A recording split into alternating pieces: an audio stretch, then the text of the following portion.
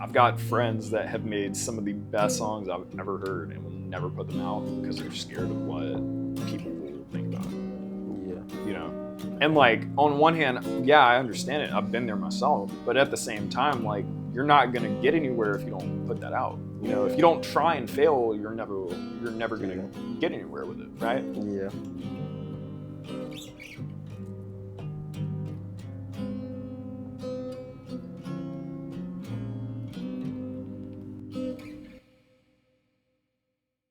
Growing up, like, I remember the moment, like, I knew, like, I wanted to make music for myself in some capacity, or just like messing around. Like, I knew I wanted to make music. That was going to be a character arc at some point in my life, right? Yeah. I remember hearing Frontin' for the first time by Pharrell and Jay-Z.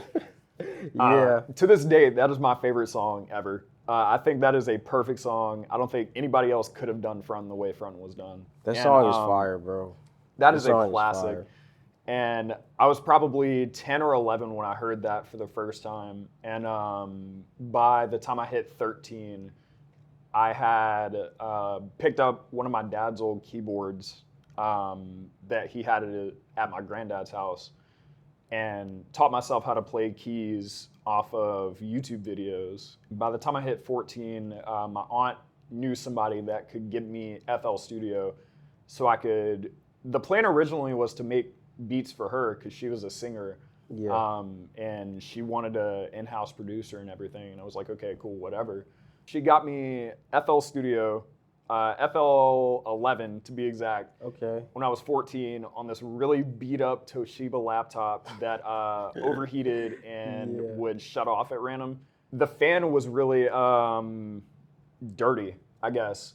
And it wouldn't cool the computer properly. So I took it apart and cleaned the fan out and everything, and it worked a lot better from there. I ended up removing the screen and using like an external monitor. And I had it set up in my closet on the floor. And I remember the summer of 2017, like, I'd sit in that closet for hours and just make stuff. Like, Flower Boy had dropped at the time. Bro. Over that summer, and I was like, oh my God, these instrumentals are crazy. I need to make something like this.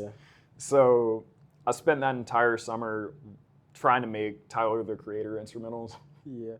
And I've since gotten rid of that computer, but like, hearing them now and like hearing the stuff that I'm working on now is just like night and day. It's so crazy.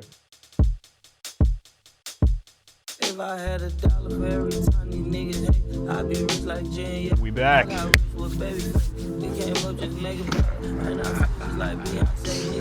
Better slide over to the radio station, see what's going on with Twins now. I was going through like a really rough patch.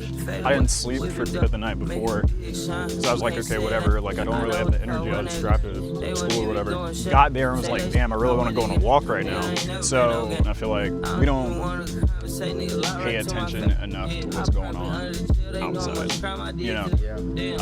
It's a very important thing to me, and it's something that I try to prioritize when I can. Got a master's in flexonomics. You want to be a part of the vlog, Sure. Shake your dreads. Oh my God. It's all right. That reminds me, I need to go pick mine up tomorrow. Are y'all excited? No. No. Straight up, no. Sorry. This school is taking a while out of me. I have a 2-week break. Not even. My Maymester starts on the 13th. So I don't even get a break. You're like done. No, I don't have a break. I don't even get a break. Start working on my capstone now. Yeah. Like, it started 2-3 days ago. We are falling apart. We are in shambles right now, collectively. You see that? That's the thing about, like, I can't even be excited about this milestone accomplishment in my life. Because I get to walk, and then I have a Maymester, 2 Junemesters. If I don't pass either one of those classes, then I have to resubmit my FAFSA, pay out of pocket for another semester of school that I can't afford already. I'll have to do it online because I will be moving in June. That's already set in stone. Lease is signed. My rent's $1,800. So if I don't find a job, I'm cooked. Meaning I can't be a full-time student again.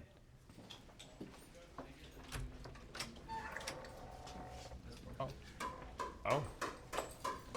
Get out of your way, my bud. Sorry. Yeah, man. Uh-oh. This the spot. It's where all of our live streams and stuff are set up.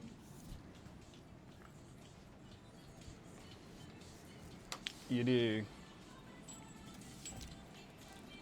This is our Where we at? This is our room for the vibes. So this is where I usually set up to do our voice tracking. Basically, I'm a DJ on air. So I have an hour blocked off where I'll go through and announce what songs played, what songs are playing. I do a little trivia segment in my voice tracks. And yeah. What's going on, y'all? It's Julian. We're back here for another hour, another fantastic time here with you and yours here at Wolf Radio, which you just heard. Until the End of Time, Justin Timberlake, Beyonce on the vocals. It's a spectacular song. I remember being driven to school when I was younger when that album came out, and that is all they would play on the radio, like consistently, day in, day out. Every time. It didn't matter if I was leaving or coming to school, I would hear that exact version all the time. So that took me back. Y'all don't go nowhere. We got some more great music for you and yours coming up shortly on Wolf Radio. You gonna miss it?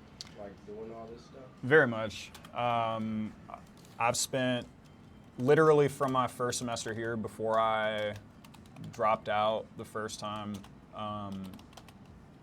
like this is the only place I really wanted to be on campus.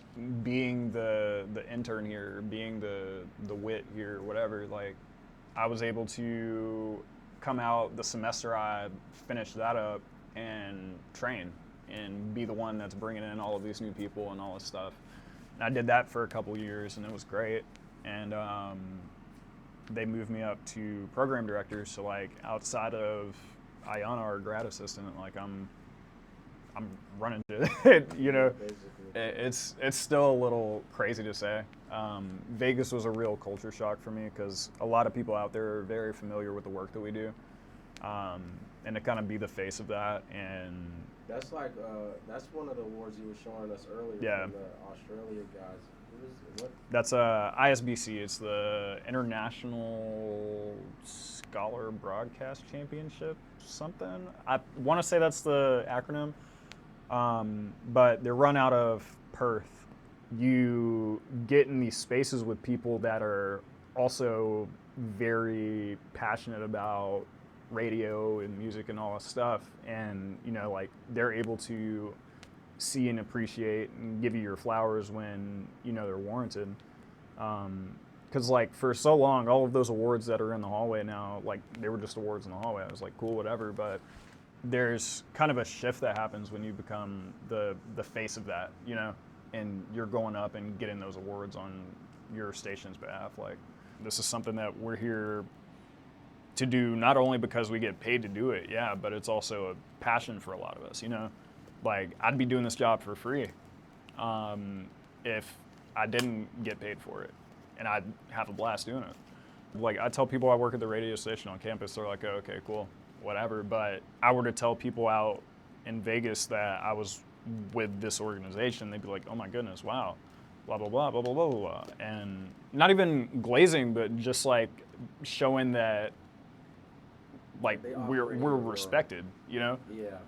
That trip, and I'll probably say this for years, but that trip really helped me understand that I could do something with this, you know?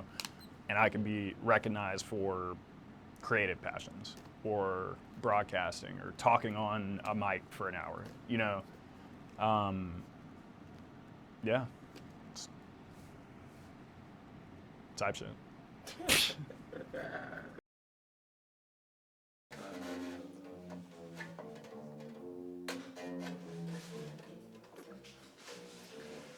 That shit is so fire. What the fuck? Tell you, bro. Case Wiz. I'm telling you, I think you really like your stuff. They've only got this one album, and then she like moved into Everything But the Girl. Yeah. Okay. Yeah, I'm looking for singers right now. I found a couple contestants. I don't know what's right now. Looking for singers? Yes. People that might be able to sing. You need me to record? Let me know. got you.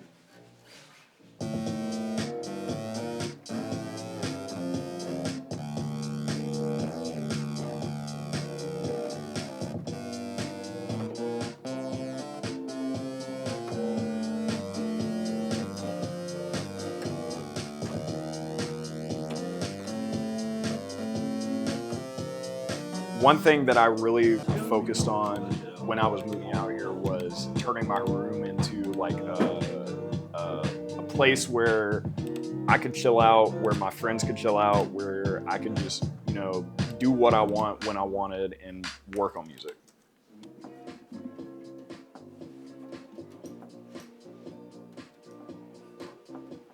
I do love that guitar part. It works without that other bass line. And then that bass just...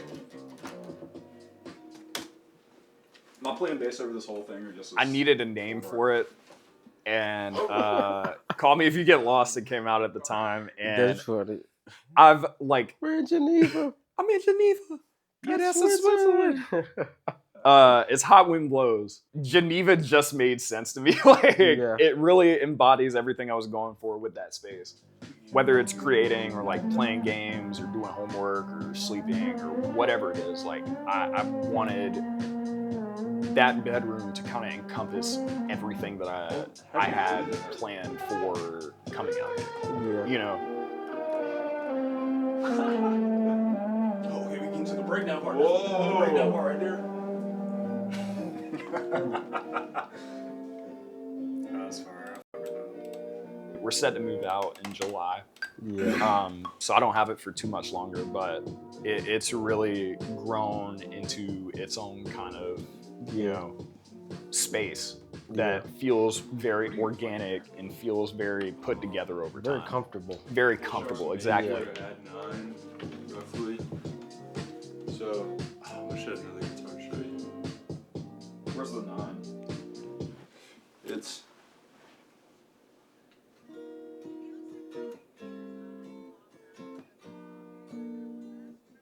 Okay. Cool. So it's just like that bar. Yeah. But yeah, there is an A minor, yes. And then down to G minor.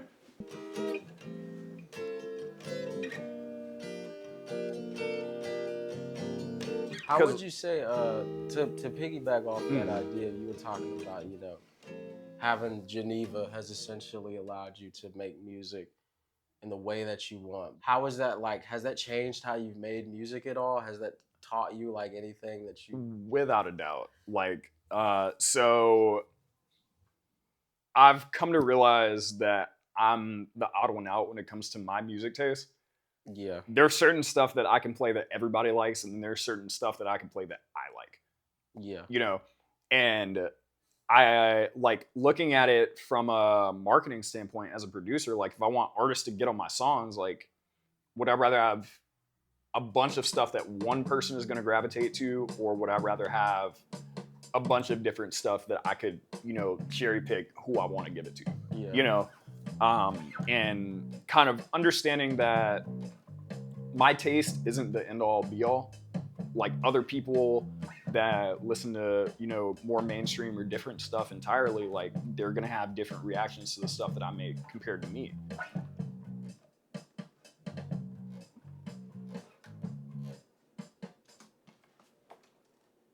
Getting feedback from other people when I play them my stuff, like, it helps contextualize the stuff that I'm working on and see how the general public would react to it. You know, so like it allows me to pivot and like tweak stuff if I feel it's necessary and make it more appealing to a broader audience without sacrificing my intent with it. Yeah. You know, and that's a big thing to me, is like the collaborative aspect of it. Like, I'm never one to turn down ideas from somebody. Yeah. You know, like, I'm always willing to hear you out. I'm always willing to see, like, can I make this work in this context? And that's something that I think, like, collaborating with these guys out here has allowed me to really be comfortable in, because before it was like, oh, you just don't understand it, whatever, blah, blah, blah. And I'd be super dismissive of it rather than looking at the point they're making and, you know, realizing that yeah, maybe I could do this way instead of this super left field weird way, you know? Yeah.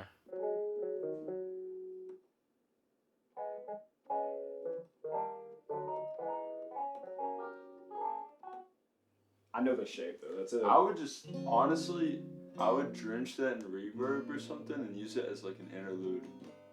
That's probably how I would imagine it. Fair. But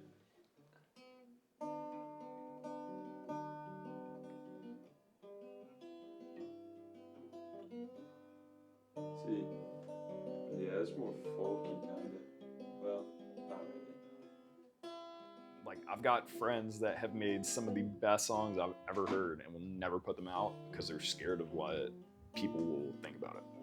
Yeah. You know? And like, on one hand, yeah, I understand it. I've been there myself. But at the same time, like, you're not going to get anywhere if you don't put that out. You know, if you don't try and fail, you're never going to get anywhere with it, right? Yeah. So like, put it out. What's the worst that could happen is you get 3 listens and people forget about it. Yeah. You know, like, but you'll take that hopefully and use it as a lesson and motivation to make you better as a musician or as a rapper or as a singer or whatever it is you do. You know, like, you're nothing without the reception. You know, whether I want to admit it or not. Like, I'm not going to be anything if I don't have fans or people that support me. Yeah. Like, I'm going to be stuck working a 9-to-5 job talking about when I was 20 and 23 making music, you know? Yeah. Like, yeah. you know, so like, it's important that you take that and you run with it while you've got it before it's too late and you can't really do anything about it because you've got other stuff that's taking up your time. Yeah. You know, it's like, I'm taking this opportunity when I have no kids and I'm about to get out of school to really like sit and focus on the music aspect of it. You know, because like, that's what I want to do at the end of the day is sit and make music.